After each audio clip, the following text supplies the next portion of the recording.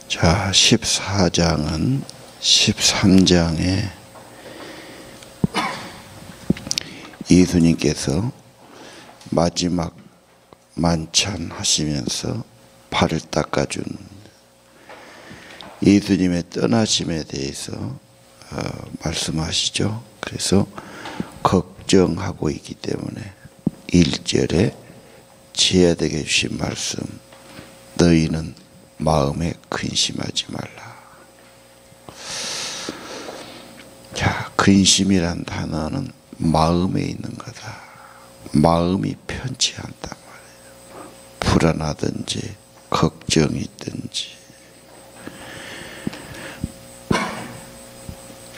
문명이 발달한 사회일수록 그렇죠. 뭐가 가진 것도 많고 할 일도 많고 복잡하니까 편히 잠들기가 어려운 것이 특징입니다.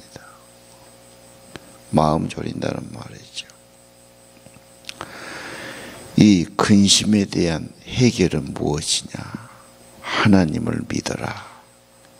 예수를 믿어라. 결국은 물리적인 환경적인 그런 게 아니고 어디 조용한 데 가서 있다고 되는 게 아니다. 내 영혼 속에 하나님을 모시고 천지를 만드신 분, 모든 것을 섭리하고 다스리신 분, 그 믿음이 중요하다. 그분이 내 안에 오셔야 평화를 주시고 근심이 적어지고, 결정적인 것은 내 아버지 집. 이 땅은 결국 인간은 죽음이 있고 상실이 있지요. 그래서 다 이 땅에 사는 사람은 숙명적으로 불안하고 두려움까지 갈 수밖에 없죠.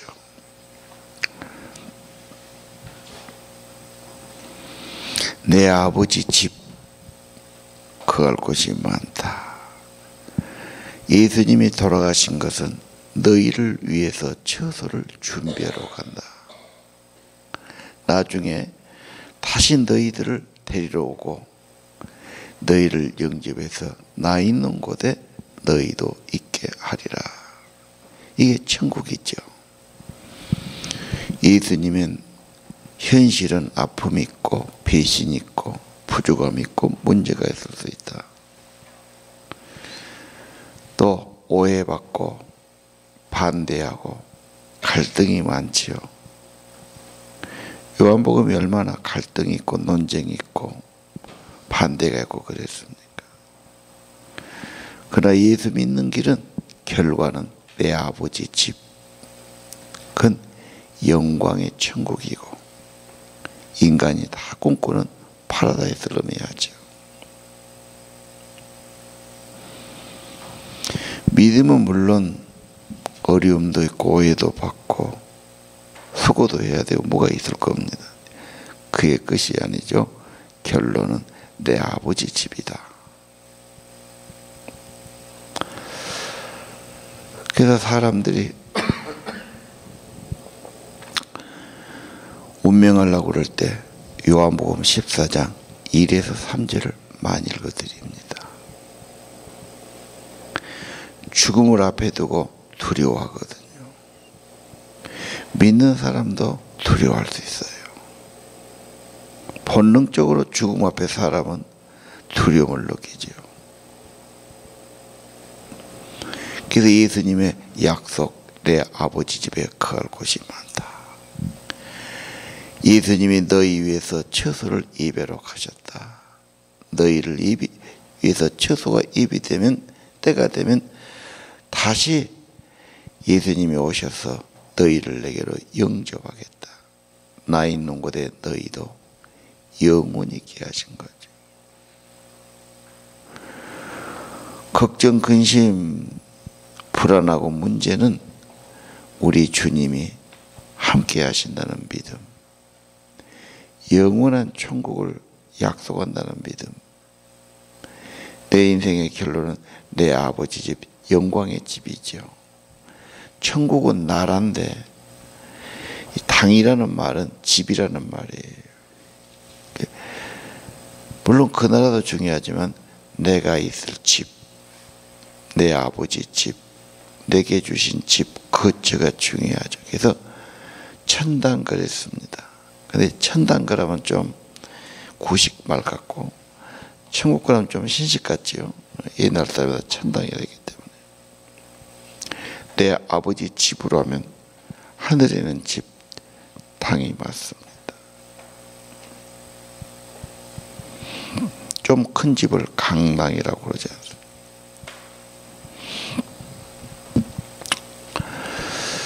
자, 믿음이 커지면 내 아버지 하나님을 믿고 예수를 믿으면 점점 불안과 걱정과 근심은 사라지기 시작할 겁니다.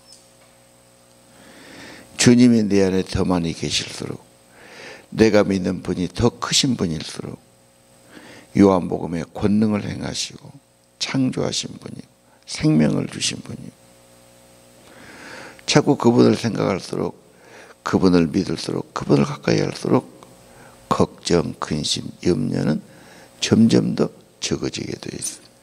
그래서 묵상하십시오. 기도하십시오. 늘 그렇게 말하는 거죠. 사람은 그렇게 말하다 끝이 아니죠. 도마가 또 물어봐요. 어디로 가십니까? 그 길을 어떻게 가는 겁니까? 그래서 예수님이 대답하지요. 내가 곧 길이다. 하나님께로 가는 길이다.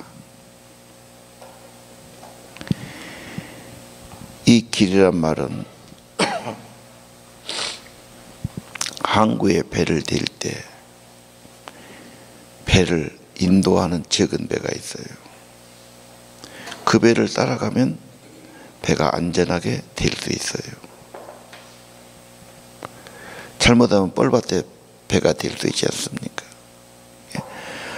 예수님 따라가면, 예수님 같이 가면 완전한 목적지, 하나님 나라, 천국 가는 길이 된다.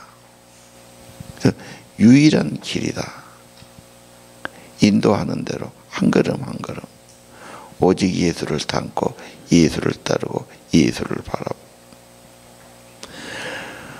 살아갈수록 천국 가는 길이 가깝고 우리 모든 인생에 참으로 모든 사람이 꿈꾸는 그 영광의 나라 예수님이 길이다. 진리다. 뭐가 진짜입니까? 어떻게 진짜라고 확실합니까? 어떻게 이것을 믿을 수 있습니까? 그래서 요한복음은 첫 장부터 예수는 태초에 계신 분, 창조하신 분, 하나님과 함께 하신 분, 하나님의 생명 되신 분이에요.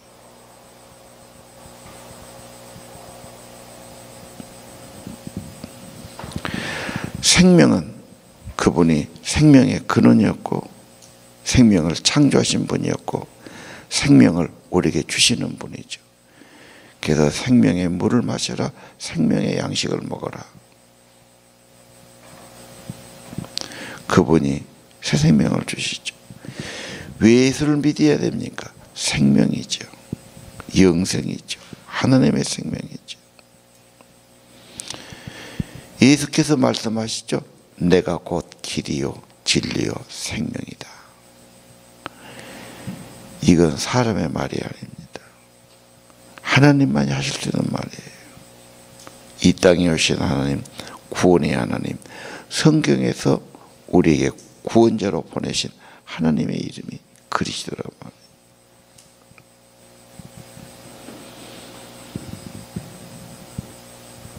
빌립이 또 말하죠. 아버지를 보여주옵소서. 모든 사람이 하나님에 대해서 더 알기를 원하고 막연하고 미지의 세계를 더 알기를 원하죠. 아버지를 보여주셔서 그러면 만족하겠습니다. 예수께서 빌립아 내가 이렇게 몇 년 동안 너와 함께 있어 내가 나를 알지 못하느냐. 나를 본 자는 아버지를 보았다. 어째서 또 아버지를 보이라고 그러나? 예수는 요한복음 아버지 태초부터 계신 그분이고 창조하신 분이고 말씀 되신 분이고, 아니 말씀이 육신이 되신 분이고, 1장 14절이 결정적인 말씀이죠. 하나님이 이 땅에 몸을 입고 나타나신 분이에요. 나를 본 자는 아버지를 보았거늘 어째서 아버지를 보이려는? 예수님이 누구십니까? 물론 치료하셨어요. 좋은 가르침 주셨어요. 능력도 행했어요. 구원의 손길도 베푸셨어요. 사랑도 많으셨어요. 하늘의 미랄이 되시고 끝까지 사랑하시고 사랑하되 섬기는 종의 도를 행하신 분이죠. 그러나 예수님은 본질적으로 누구냐? 길이요 진리요 생명이시다. 유일하신 분이다. 하나님이시다. 하나님이 그 안에 계시고 하나님과 하나 된 분이시죠. 그래서 10절에 내가 아버지 안에 거하고 아버지가 내 안에 있게 하신 것을 네가 믿지 않느냐? 나는 스스로 하는 말이 아니다. 아버지가 내 안에 계셔서. 그래서 예수님의 말씀, 예수님의 행적, 예수님이 하신 일, 하나님이 함께 하지 않으면 어떻게 그런 일이 되겠어요? 말씀도 믿어야 되고 그가 하신 일도 믿어야 됩니다. 예수님은 누구신가? 그러니까 그분이 진리지요. 그분이 길이지요. 그분을 믿어야 되죠. 그래야 구원이 있죠. 예수님을 알수록 사람의 마음을 이끌고 알수록 압도당하고 머리를 숙이고 무릎을 꿇고 나의 주, 나의 하나님이라고 나중에 도마가 고백하지요. 부활하신 주님을 체험하고 고백하는 거예요. 그리고 이제 그분을 안 자는 자기 일생을 바쳐버려요. 아니, 순교해요. 증인이 돼요. 예수를 위해 살아요. 왜? 그것이 길이요 진리요 생명이기 때문에 그렇습니다.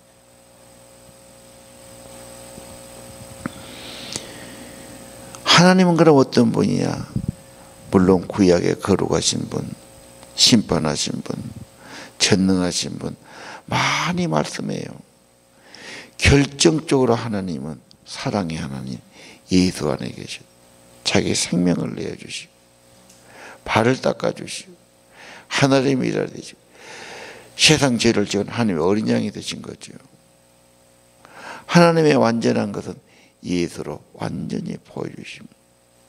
너무도 사랑이 많으십니다. 구원하기를 기뻐하십니다. 아니, 죄인을 찾아서 헤매시는 분, 잃어버린 자를 찾아 구원하시는 분.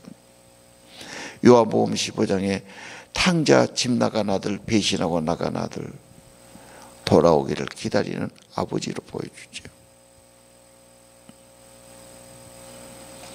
하나님이 어떤 분이십니까? 예수 안에 계시는 분.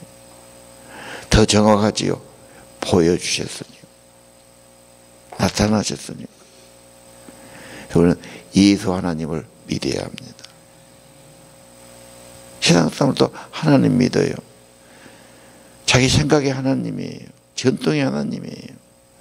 성서의 하나님은 예수 그리스도의 하나님이시다.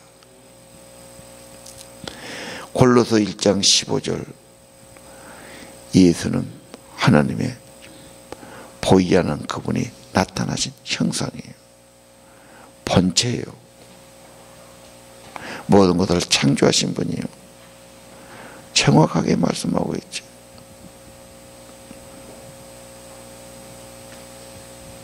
(11절) 아버지가 내 안에 계시고, 그래서 그런 일 하시는 거예요.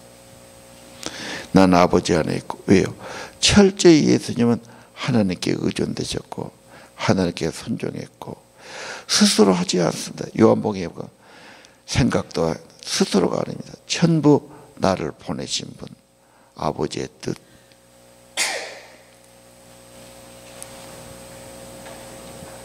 그의 일, 그의 행적, 그의 표적이 하나님. 12절은 유명한 말씀, 진실로 말한다. 나를 믿는 자는 내가 하는 일을, 더 큰 일도 한다.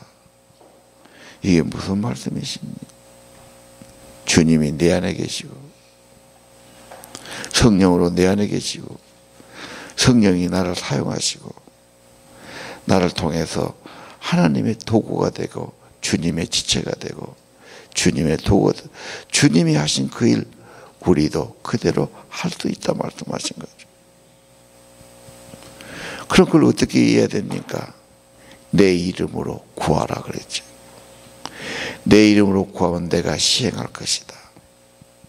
아버지가 영광 받게 할 것이다. 다시 한번 14절, 내 이름으로 구하면 내가 시행하리라. 보통 자기를 구하지요. 생각을 구하고 뜻을 구하고 뭔가 자기식으로 구하는 것이 기도라고 생각해요. 더 중요한 것은 예수 이름으로 구해야지. 예수님이 계셔서 예수님이 원하시는 뜻을, 그래서 우리는 예수님께 나를 드려줬고 내 안에 주님이 계시고 나는 주님의 지체가 되었고 아버지의 이름, 아버지의 뜻대로 구하는 기도, 이게 주기도문 아니겠습니까? 파트너, 동업자라고 하죠. 뜻이 맞고 목적이 맞고 함께하는 겁니다. 이제 14장 내일 말씀은 주로 보혜사 성령, 그래서 14장, 15장, 16장에 성령을 말씀하시죠.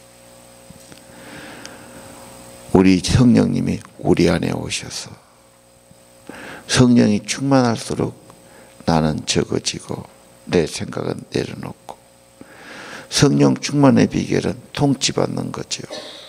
지배받는 거죠. 100% 예수로 성령으로 가득한 것이죠. 하나님의 일을 지금도 하나님은 이루시기 원해요. 예수 이름으로 예수 뜻을 이루시기를 원하지요. 내 이름으로 구한다. 그건 내일 아침에 다시 말할 겁니다. 오늘 예수님이 누구신가?